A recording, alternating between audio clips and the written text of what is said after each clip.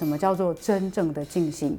阿迪亚香体他所主持的静修营，每一天呢要花4个小时到5个小时静坐，学员们呢只有一个指示，3个字：不操弄。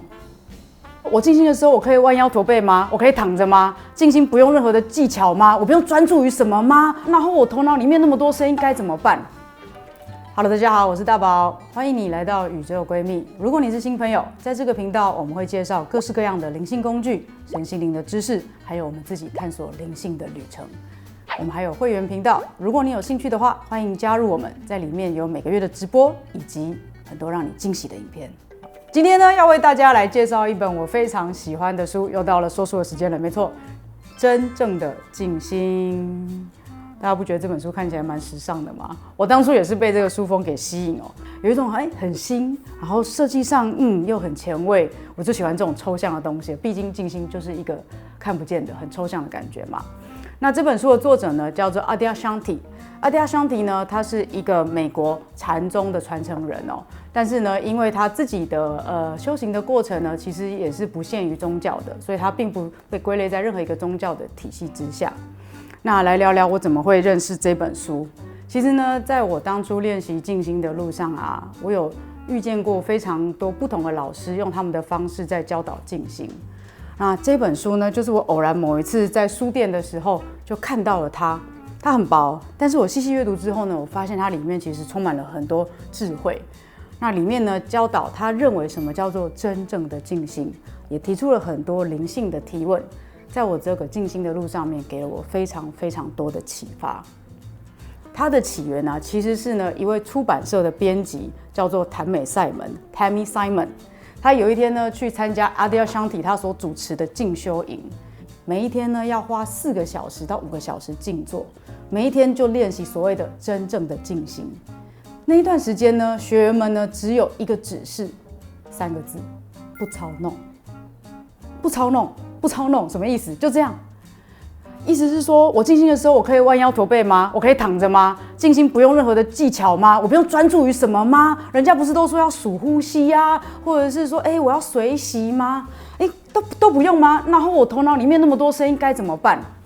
结果呢，静修营结束的时候啊，编辑他脑袋里面的问题比参加之前更多。后来他就把他这些问题都集中起来，请阿迪亚香体跟他一起合作制作了这一本书，一起探讨什么叫做真正的静心。那阿迪亚香体是谁呢？他是一个美国人，是个帅哥，1962年生，现在呢是63岁。他曾经接受佛教禅宗的训练很多年，也被认为是美国少数真正开悟的灵性老师。他的主张是说呢，灵性发现是自我验证的，重要的不是别人对你的肯定，而是你在你自己的生命当中领悟到了什么。所以呢，他的教学就不会受限于任何一个宗教或是任何一个理论体系，他的教学都是来自于他自己个人对于真理的领悟。其实这也是为什么我非常喜欢他，因为他不会很像在说教啊，然后也不会老是就是引经据典各种就是宗教里面的经典来告诉你。然后他年轻的时候其实也蛮叛逆的，他曾经是一个自行车的运动员，然后他大学毕业之后也确实是在车行工作。他那个时候就用他自己的方式要尝试很多灵性的练习，甚至他曾经想要练灵魂出窍，然后灵魂出窍他觉得他一定有一套理论可以把它找出来。但最终他失败了，后来他就遇到了他的老师，然后也才开始了所谓禅宗这样子的一个学习。那阿迪亚香体呢，就在这本书里面讲到一件我觉得很好玩的事，其实他超级不会静坐的，因为呢他的学习后来是佛教的禅宗嘛，那在禅宗的修行的传统里面，就是每一天你都必须静坐。可是呢，他就从事这样子的方法很多年以后，他就发现，完了，我不擅长，我脑袋里面很忙啊，然后身体也想要扭来扭去，你要我心平气和，保持安静，太难，静坐不可能啊！完蛋了，我可能不适合禅宗吧？因为毕竟在禅宗讲到静心就是静坐，除了静坐还是静坐，他就算再挣扎再努力，除了在某几个奇迹般的时刻有发生之外，大多时候他都没有办法真的静下心。那他的老师又跟他说，如果你想要在跟头脑的战争里面获胜，那你就会永远都处在战争中。就是这样子的这一番对话，让他才觉悟到说，他一直以来学习的方法并不适用于他，显然无效，所以他开始用不一样的方式静坐，放下了关于静坐应该要是什么模样啊的各种概念。老实说，他就跟我们一般人一样，会觉得应该要很专心吧，应该要有很平静的感觉吧，静坐应该会带领我们进入某一种很神奇的奥秘吧。刚开始我在学习静心的时候也是这个样子。那阿迪亚香缇呢，他就认为真正的静心呢，其实有几个最重要的点。第一个点就是态度，要有天真的态度。不管呢你是静心的新手，还是非常有经验的人呢，其实都无所谓，因为他是一个灵修老师嘛，他见过很多已经静心许多年的人，仍然都觉得自己没有什么重大的转变。所谓灵性的启发，或者是静心所带来的那种深刻的内在转化，还是非常多人都错过的东西。到底为什么？最主要的原因就是我们面对静心的态度错了。我们一般人呢，通常都会带着控制还有操弄的态度来静心。那这就是为什么我们的静心会走到死胡同。因为我们对于静心的模样有所期待啊，有限制性的想象啊，有各种概念啊，好比刚才说要很平静啊，要很喜悦啊。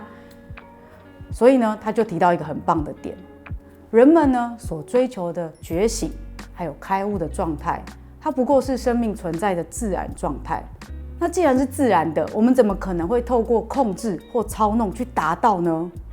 一般人呢，通常我们坐下来静坐的时候，第一件想的事情就是好，我要怎么控制我的头脑？我要怎么心平气和？我要怎么样进入所谓的定境？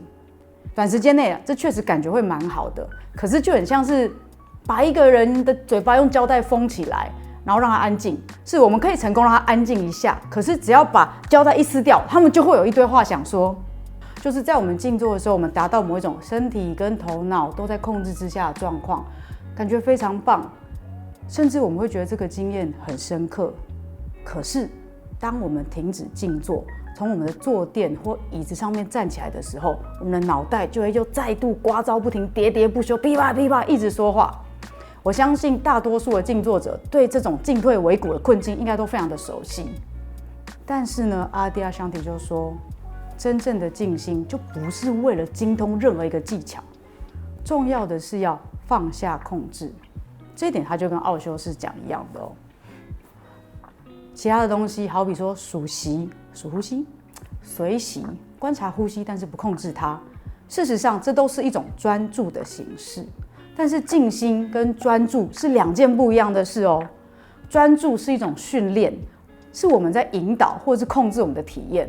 但是静心是放下控制。阿迪亚香缇呢，他建议我们要把静心当作探究自己的方式，看看当我们允许自己的身上发生任何事情，而且我们都不试图去改变它的时候，到底会怎么样？用天真的态度静心，放下控制，把静心当作探究自己的方式，这是他说的3个很重要的点。说起来很容易，可是我其实自己在尝试的时候，我也会感到害怕，而且也有一些人会对于说静坐的时候或静心的时候敞开自己，可能会遭受到一些伤害啊，会不会有阿飘啊，会不会发生可怕的事啊？我们其实会有很多想象，很多恐惧。他认为，其实恐惧它是一个入门之处。当我们的头脑在接触未知、他不了解的事情的时候，我们确实会常常陷入恐惧。我们也被常常教育说，如果恐惧升起，一定代表出了什么错，而且一定代表着危险。但是在灵性的领域，有一点是很重要的，一定要记得，就是恐惧不见得代表危险。事实上，恐惧经常代表我们走进了内在一个更深处的地方。所以，如果你开始感到恐惧了，最明智的方法就让它升起啊，不要管它，我们就尽量在我们的身体里面去感受它，这是一个入口，我们要亲自走过它，然后当我们愿意经历它，看看它底下的东西，然后走进内在更深处的时候，恐惧它就完成它的目的了。事实上呢，在灵性里面呢，恐惧呢发生的时候，通常都表示，有某件事要开始步上正轨了。在灵性里面，恐惧并不等于危险，并不等于错误。大家要放下这样的一个认知，好好的去探索灵性的世界，这个是他所鼓励的。那放下控制了以后呢，其实也就是放下压抑，让我们内在的一切去揭露他自己。因为很多灵修的学生呢，都会很无意识的利用静心的技巧，持续的去压抑那些受到压抑的东西。好比说，我习惯性的会生气，我就会在那个时候要放下生气。我习惯性的会去想明天的事，我就在那个时候就压抑自己，不要去想。当我们真的可以敞开自己，然后让一切真的如其所是的时候，那些受压抑的东西呢，经常会浮现，而这个可能会让我们非常震惊。我就曾经在静心的时候，突然间感受到就是一股怒气，突如其来痛哭。也有一次也出现，我以为已经忘记了回忆，就涌上心头，甚至也会出现肉体上面的疼痛，各种经验都有。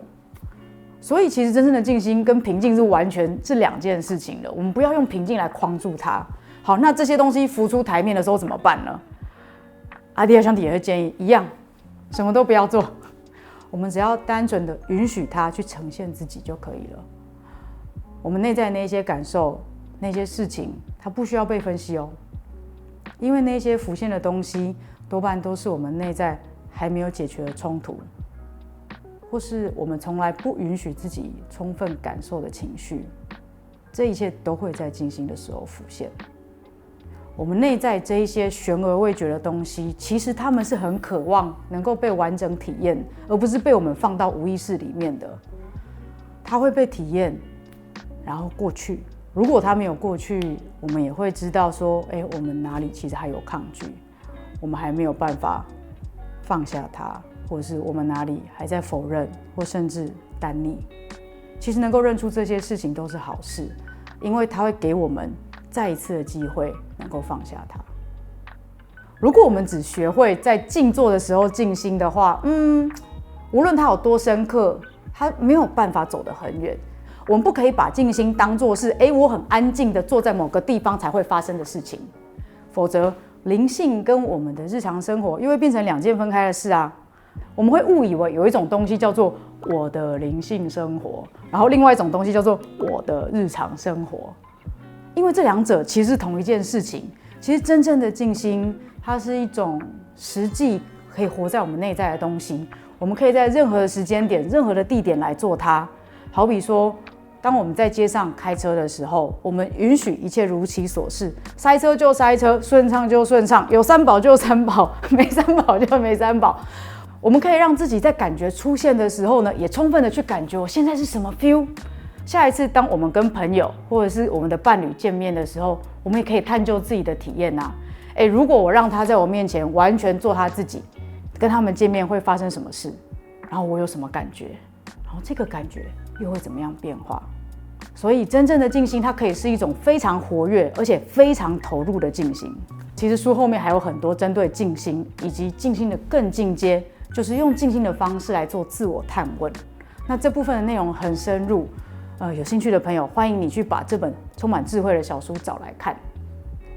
那至于我的想法呢，关于这本书，我真的很喜欢阿迪亚香体的文字，很温暖又贴近人心，甚至有时候充满了诗意。就是一样是讲静心，可是他不会像奥修那么有批判性，那么犀利。他会用他自己亲身的经验来告诉你，他经历过的路径，他做过什么方法，他为什么后来会这样选择。